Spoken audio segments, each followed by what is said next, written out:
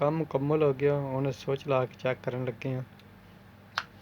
Switch ਅਸੀਂ ਲਾ ਦਿੱਤਾ, ਹੁਣ ਅਸੀਂ ਆਨ ਕਰਦੇ ਹਾਂ।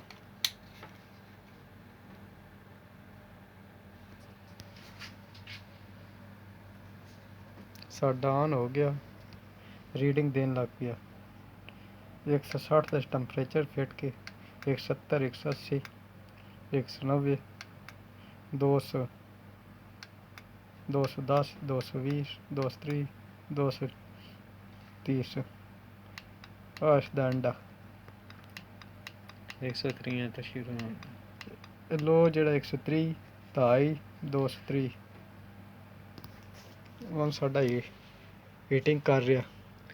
ਇਹ ਤਾਂ ਤਾਰ ਸਾਡੀ ਡੈਮੇਜ ਆਈ ਤੋ ਜਿਹੜੀ ਅਸੀਂ ਬਦਲੀ ਕੀਤੀ ਹੈ। ਜਿਉਂ ਇਸਤੇਮਾਲ ਕਰੀਦਾ ਨਾ ਫਿਰਦਾ ਰਹਿੰਦਾ ਤੇ ਤਾਰ ਜਿਹੜੀ ਕਰੈਕ ਹੋ ਜਾਂਦੀ ਹੈ। ਜ਼ਿਆਦਾਤਰ ਇਹਨਾਂ ਤਾਰ ਦੀ ਪ੍ਰੋਬਲਮ ਆਉਂਦਾ।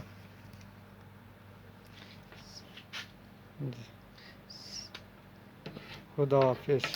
सही है जी, अल्लाह सुभाने दे वाले। अस्सलाम वालेकुम। जे वीडियो अच्छी लगे तो लाइक तो शेयर कर देनी है, बड़ी मेहरबानी। खुदा हाफिज। वीडियो